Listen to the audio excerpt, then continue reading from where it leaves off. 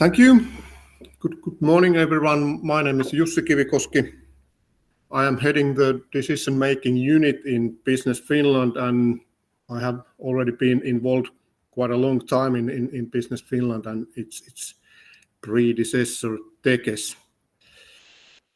I joined the RRF program, the Recovery and Resilience Facility, when the practical phase started in spring 21. And in this context, or in this session, I will present a practical view or a national funding agency view for this topic. And although the title is connected to the RRF program or facility, the anti-fraud measures we use in Business Finland and the procedures are exactly the same we use with the national money. Just two very quick slides about Business Finland. So one of the main tasks is to act as a national funding agency to grant state aid for R&D work, and our money comes from state budget, and for this year it has been 620 million euros and will be 700 for next year, and the money will be given out based on applications. And then about the national thing, we got all the additional tasks about that, like for example the RRF facility. And Business Finland has also other tasks and as well, and we have altogether some 700 experts doing all this.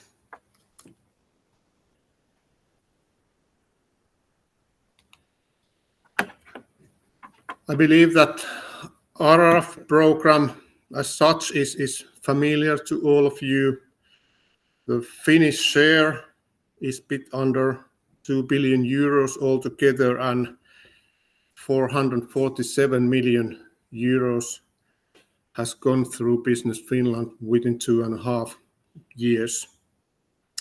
Business Finland has been responsible for 15 different measures, and due to a Business Finland's role, the content has been related either R&D work or in investments.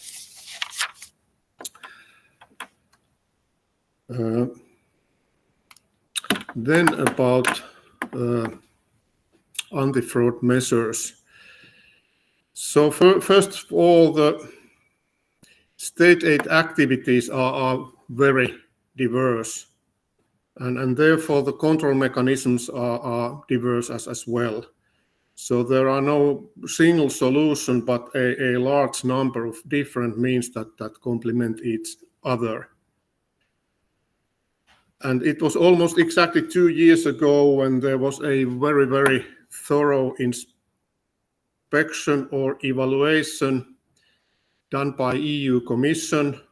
In practice, the DG Economical and Financial Affairs,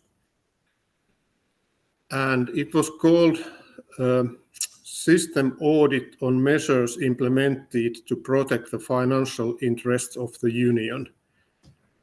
And as a result, Business Finland's control mechanisms were found to be valid. In this slide, there is everything in one picture. We call our model, or this model, this is a model of 3 defense lines. The first line is everyday work, and everything we do in our daily work and daily processes. It includes, and there are all instructions, the training for our people, the way how we work, the management, etc.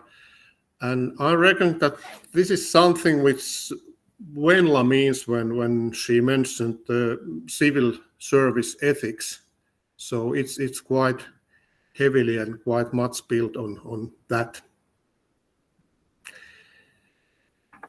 Then we have a second line of defense, and it is a support for all internal controls which are done by different people and who are completely separate from funding.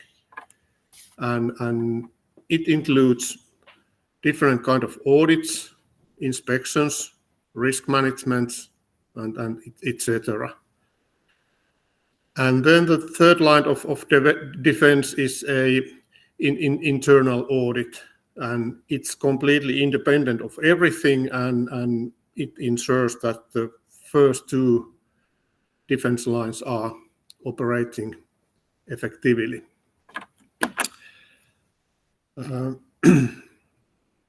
Then some more detailed examples.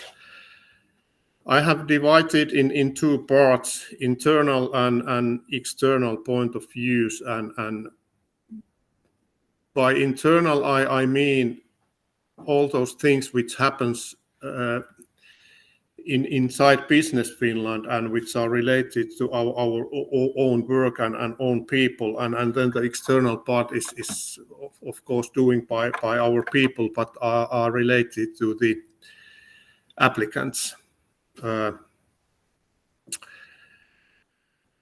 First of all, we have code of conduct. It defines our way of working, and for example, it includes the basic principles of how to stay independent. We do have guidelines on affiliations and also a affiliation register which is updated every year. And the main meaning is to avoid and to find out possible conflicts of interest. We have mandatory e-learning courses. We have quite a lot of instructions. I would call it as our quality system. So instructions are related in each or very different stages of the funding process, and they describe how we want to operate. There are always two people doing the decision. So the presenting officer, the one who has prepared the proposal, is always different people than the decision maker, and this is the way to avoid dangerous combination of work. Our funding process or database, it's completely electronic from beginning to the end. There's of course the log information, and the user rights are based on people's working role. So vice versa, it means that one can do and see only those things which are necessary at work. We do have quality audits, so that's something which is done inside PF, and that's to check that we work according to the instructions, so ourselves. We have cost audits or project audits done for the funded projects.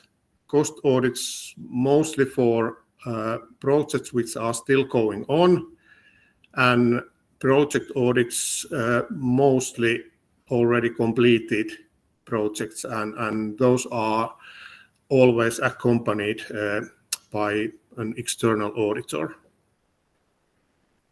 And then some very small example related what Sami said in the morning. So our financial administration is audited annually by National Audit Office.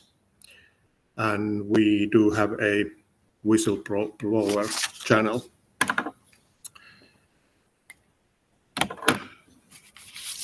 The external ones, we have connections to quite many different registers, which gives information about applicant status. The Grey Economy Information Unit produces a compliance report, and it tells whether the company has fulfilled its legal obligations. Suomen asiakastieto is one of those bodies which produces a summary information about a company. We do a know your customer inspection, and it's nowadays much more than sanction check. And we do have 2 dedicated people who can do quite precise analysis if necessary. Grants are paid afterwards based on reported expenses, and always as a part of final report, the auditor's statement is required as well. And if there is any related company purchases in project, the auditor's statement is required as well. And then once again, the audits and whistleblower channel.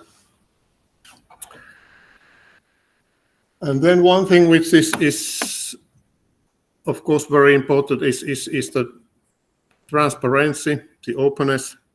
As a legal base, we most often use GPER, General Block Exemption Regulation,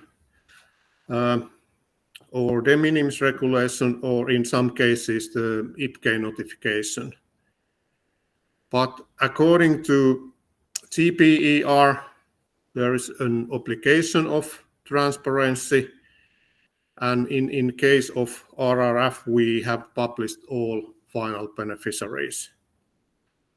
There is a link for that page or pages. They are unfortunately in Finnish, but at least you can get an overview about the information which is included. I have two snapshots. The first one is about general figures.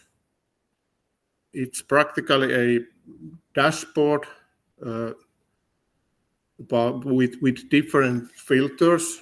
So the year of funding, RRF measure, size of company, industry, and other things like that. And then we have the second point of view. So the view where are detailed information about all final beneficiaries, and once again you can find the organization, the ID of organization, the size of the company, the industry, and so on. So that's all from my side. Thank you so much.